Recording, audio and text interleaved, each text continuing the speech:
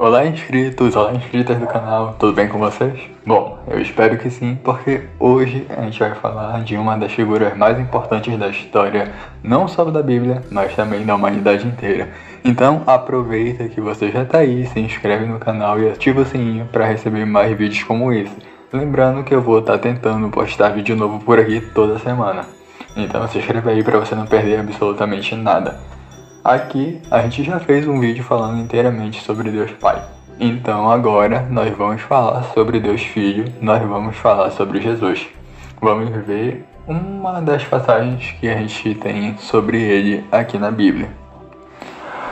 Eis que a Virgem conceberá e dará à luz a um filho, e ele será chamado Emanuel, Deus conosco. Isso está escrito lá em Mateus, no capítulo 1, no versículo 23.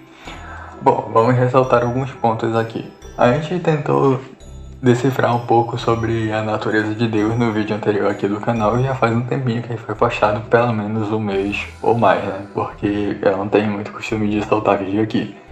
Mas esse hábito vai mudar aos poucos, eu peço até que vocês tenham um pouquinho de paciência comigo. Quase esqueci, se você ainda não tá com seu cafezinho aí do seu lado, eu aconselho você a pegar porque o nosso papo vai ser um tanto longo hoje. Bom, aqui a gente está falando sobre Jesus, mas primeiro a gente tem que saber quem é ele e qual o propósito de Jesus na Terra. Bom, o propósito de Jesus na Terra começa logo no Jardim do Éden. Na verdade mesmo a gente sabe que começa bem antes da criação do mundo, né? Mas a gente está falando em tempo humano, então é no tempo humano que a gente vai trabalhar um pouquinho. Então aqui a gente vai ter o início da jornada de Jesus no Jardim do Éden. Por que no Jardim do Éden? Porque foi no Jardim do Éden que começou os primeiros resquícios de pecado na humanidade. O que é o pecado? É tudo aquilo que não agrada a Deus e nos afasta de Deus, do Deus Pai, do Deus Criador no caso. Vale ressaltar que uma das características de Deus é que ele é extremamente santo e ele não habita com o pecado e ele são coisas que não coexistem ali no mesmo lugar. Então, graças a isso, nós como meros mortais acabamos perdendo o privilégio de ter Deus conosco, ou seja, Deus caminhando com a gente e tudo mais, conversando diretamente. A partir daí, Deus se afasta de nós, mas sempre com aquele zelo paterno que só ele tem. E aí ele vai e coloca o seu maior plano em ação, que seria o plano de oferecer Jesus como sacrifício pelos nossos pecados. E ao longo da Bíblia a gente vai tendo várias passagens e até mesmo várias referências que vão nos guiando a esse ponto. Seja na metáfora do sacrifício com o cordeiro puro, que significaria que Jesus seria o maior dos cordeiros e remeria todos os nossos pecados, seja em metáforas um pouco mais diretas, como no caso da serpente de bronze erguida no deserto.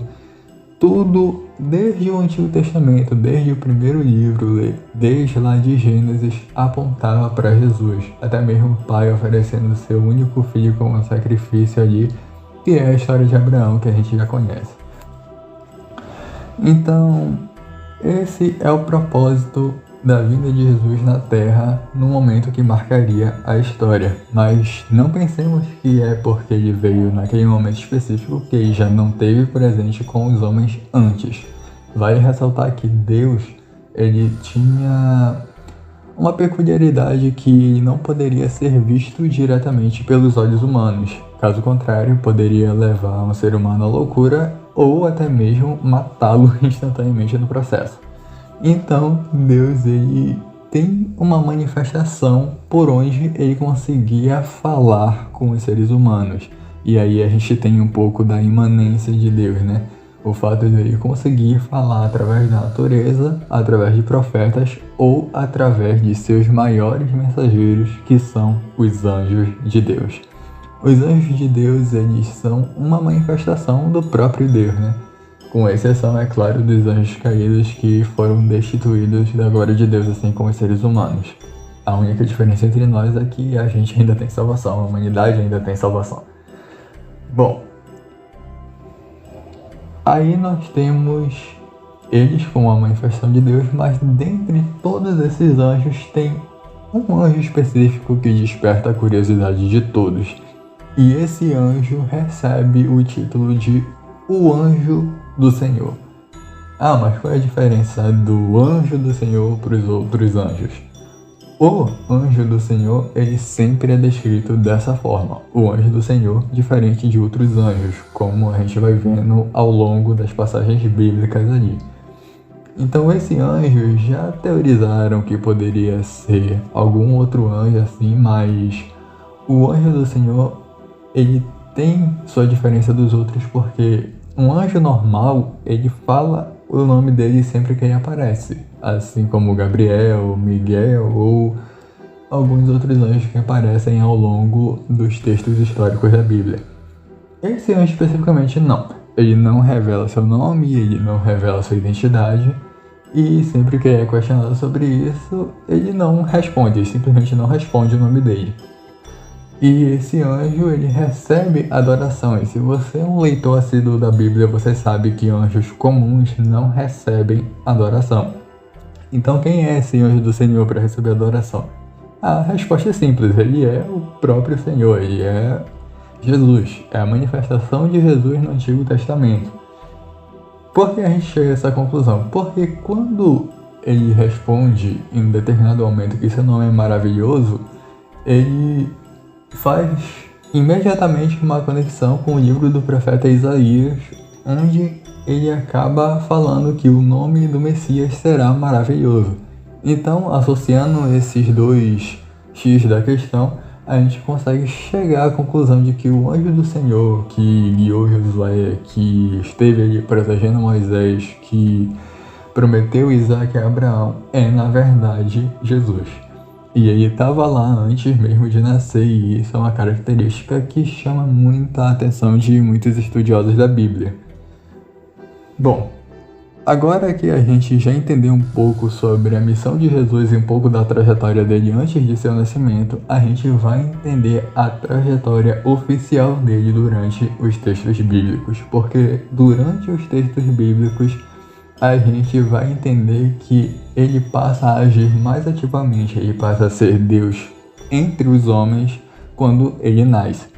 E no momento em que ele nasce, ele é perseguido logo de imediato, porque Satanás sabia exatamente para que ele tinha vindo e o que ele faria na sequência, então ele tenta acabar com a manifestação humana de Jesus de todas as formas possíveis.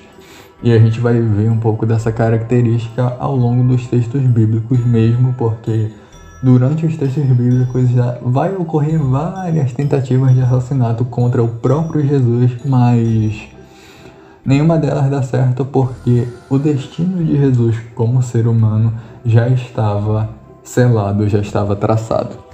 Agora vamos tentar entender um pouco sobre quem foi Jesus entre os homens, ou seja, quem foi o Deus entre os homens. Jesus, ele era a manifestação mais pura de Deus caminhando junto com outras pessoas, caminhando com outros homens, ensinando a humanidade. E essa é a maior característica dele. E a gente também tem alguns parênteses, porque como homem, Jesus não tinha todo o conhecimento como o Deus Pai tem. A gente aprende que o Deus Pai ele é onipotente, onipresente, onisciente, imanente, transcendente e imutável. Bom, Jesus como homem, ele se destituiu de boa parte dessa glória toda, tanto é que como homem ele tinha conhecimento limitado a respeito das coisas. Quem dava a ele as revelações do que viria, do que estava por vir, de como agir, e até mesmo de eventos passados, era o Espírito Santo de Deus que desceu sobre ele ali no seu batismo. E esse foi um ato muito importante também, porque no batismo a gente tem ali a comprovação, a verificação de Deus sobre Jesus.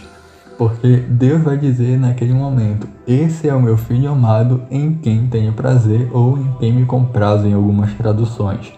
Ou seja, não tinha como Jesus ser um simples homem, ou seja, apesar de ser um homem perfeito, de ter crescido em estatura, conhecimento e sabedoria, como a gente já sabe, ele ainda precisava da verificação e da autorização de Deus para iniciar oficialmente o seu ministério. E isso acontece quando o próprio Deus brada e fala que aquele é o seu filho e que a partir daí ele teria consigo o Espírito Santo de Deus que desce do céu na forma de uma pomba. Ou seja, Cristo ali se tornou oficialmente o Cristo porque ele recebeu autorização direta do próprio Deus para agir na terra. E a gente tem várias parábolas, milagres e uma trajetória inteira e maravilhosa sobre a vida de Jesus através dos 4 evangelhos que a gente considera os evangelhos sinóticos da Bíblia: Mateus, Marcos, Lucas e João. Bom, alguns evangelhos foram escritos em ordens diferentes, eles não estão na ordem cronológica em que eles foram escritos. Tanto é que alguns têm detalhes que outros não têm. A ordem que eu aprendi a ler de uns tempos para cá e que ela faz mais sentido se a gente for ler nessa ordem é se a gente pegar os evangelhos e ler da seguinte maneira. A gente começa lendo por Marcos, que era um discípulo de Pedro e que ouvia Pedro pregar não com muitos detalhes. Tanto é que ele vai escrevendo ali apenas na intenção de registrar a mensagem que Pedro estava passando para outras igrejas. Quem olhou para isso e acabou admirando-se e até mesmo quis continuar a prática foi Mateus. E Mateus ele não escreve para os gentios, ele escreve para os judeus. Tanto que temos aí a necessidade dele de ressaltar toda a linhagem sanguínea de Jesus até chegar no Cristo que a gente conhece. Vale ressaltar que a linhagem ela morre ali junto com Jesus porque Jesus não teve filhos, não teve esposa e também não se relacionou com ninguém. Se ele tivesse sido relacionado ou se tivesse tido filhos em uma hipótese completamente distante, a gente teria o registro da sua linhagem exatamente ali em Mateus também, porque Mateus se preocupa muito em estabelecer exatamente como as coisas aconteceram e exatamente quem são os antepassados de Jesus. E quando chega em Jesus, a gente não tem mais sucessores. O próximo livro que foi escrito cronologicamente foi Lucas. Lucas ele tem uma grande característica onde ele é chamado de um médico amado porque ele olha para os milagres de Jesus e como médico ele vai explicar aquilo cirurgicamente. Então é um livro maravilhoso e cheio de detalhes para quem gosta de ser bem detalhista como eu sou às vezes. E o último livro para se ler na ordem cronológica é o livro de João, porque João ele rebate com veemência toda uma doutrina que estava sendo gerada em volta de Jesus, que é um mito que a gente até hoje em dia mesmo ouve. Porque naquela época estavam começando a dizer que Jesus não passava de um homem comum. E isso é uma baita heresia, vamos ser racionais aqui, porque quando Cristo recebeu a verificação do próprio Deus, ele não tinha mais como ser um homem comum, ele não tinha mais como ser apenas um homem, um sábio, um filósofo, como você queira chamar. Então, quando as pessoas dizem que acreditam em Jesus Cristo, mas apenas como um grande sábio, um grande pensador da época, essa pessoa está sendo contraditória e totalmente contraintuitiva, porque Jesus Cristo sempre afirmou ser Deus e uma pessoa que você olha e que afirma ser Deus, você no mínimo vai pensar que essa pessoa é mentirosa, é uma maluca. E é exatamente isso que essas pessoas acabam colocando sobre Jesus quando colocam em xeque ou em dúvida a divindade dele. E não só isso, né? Tá ofendendo o próprio Deus e o próprio Espírito Santo, porque foram eles dois quem confirmaram o ministério de Jesus no dia do batismo. Então, é uma coisa a ficar e é uma coisa a se pensar também. A partir dos evangelhos, a gente tem a sequência da morte de Jesus, onde a gente também não pode chamar muito de morte, porque o que morreu em Jesus foi a sua manifestação carnal, ou seja, foi o seu corpo físico. Porque sabemos que Deus é uma entidade amortal, ou seja, está acima da vida, está acima da morte, não depende da vida para viver, e a morte não tem poder nenhum sobre ele, porque ele criou a morte. A gente falou disso também no nosso vídeo sobre Jeová, que foi lançado aqui no canal. Recomendo vocês assistirem também, porque é uma saga de 3 vídeos. Vamos falar do Pai, do Filho e do Espírito Santo. Voltando aqui, a gente tem a sequência onde Jesus se sacrifica pela humanidade.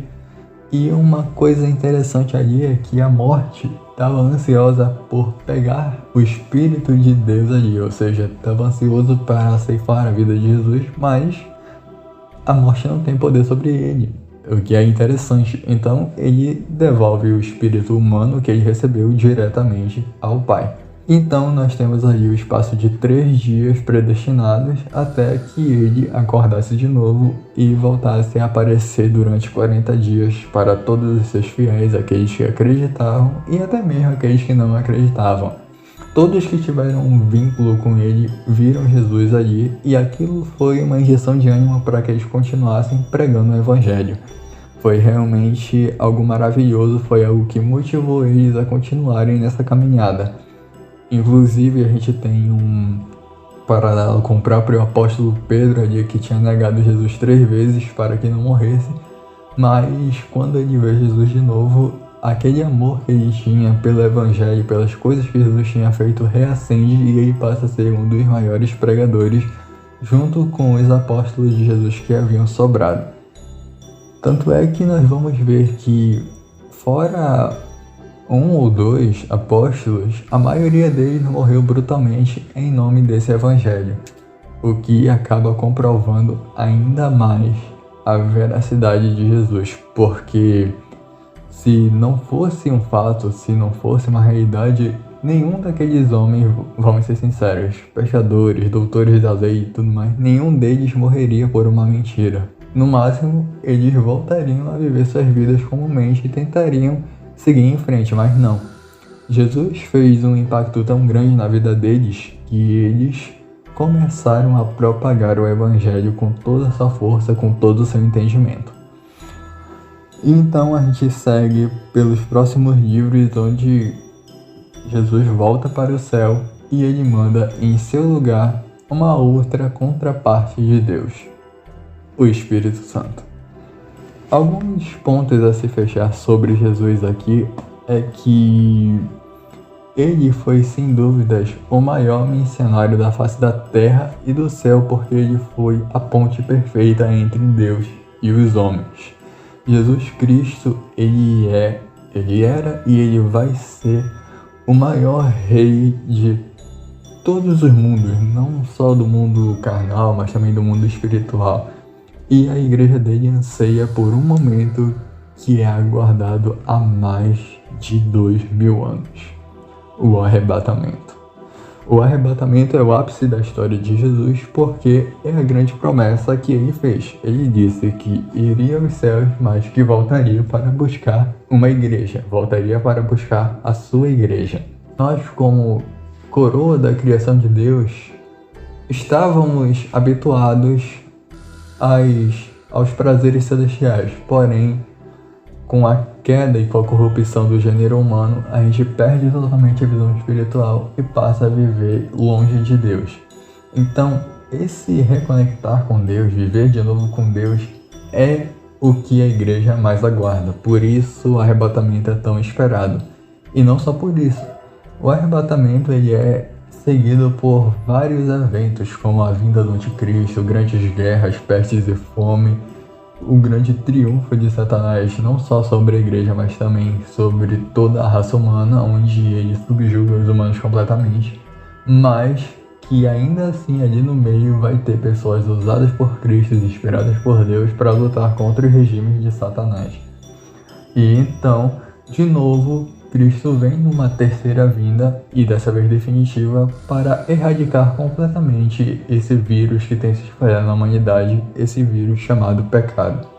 E aí a gente encerra, enfim, todo esse arco de iniquidades, pecados, erros e tropeços, e Deus retransforma, recria o universo da sua maneira, criando um novo céu e uma nova terra. E desde Gênesis a Apocalipse, desde o passado até o futuro, Jesus Cristo é a parte mais importante da história da humanidade. E é interessante ver que ele impactou de uma forma tamanha a vida dos humanos que ele até mesmo dividiu o calendário em 2 partes, antes e depois de Cristo.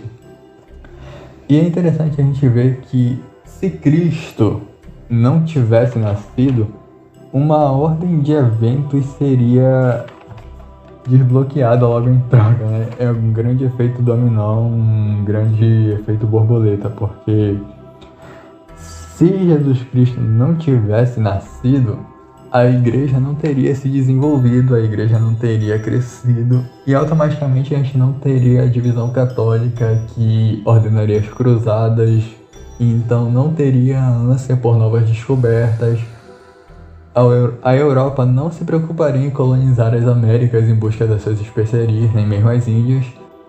Desse modo, com essas potências fora da jogada na época, a Pérsia, Índia ou China colonizariam a América, sem falar que a Europa conseguiria ficar dividida em vários segmentos religiosos, inclusive os deuses gregos ainda estariam predominantes lá. Isso é muito interessante de se olhar porque é uma importância não só bíblica, como eu disse no início, mas também histórica. Mas porque Israel e a China ainda têm seus calendários como se eles não fossem divididos por Cristo. Bom, isso se dá ao fato de que Israel, principalmente, eles não aceitaram Jesus como o Messias. Ou seja, para eles seria até um grande pecado colocar Jesus ali como um grande divisor de águas da linha do tempo, porque para eles Cristo foi condenado. Talvez para alguns ele tenha sido um grande homem e outros nem consideram falar dele. Por isso que lá onde a gente tem o calendário judeu e hebreu, a gente não vê ali a divisão, porque para eles não consideram Cristo ali como um interventor do tempo, não consideram ele um Messias. Bom, essas foram algumas curiosidades e detalhamentos sobre Jesus através desse vídeo aqui. Se você gostou, se você gosta desse tipo de conteúdo de alguma maneira, você pode dar um like, se inscrever no canal e até mesmo compartilhar com quem você sabe que gosta. Enfim, é isso e até o próximo vídeo.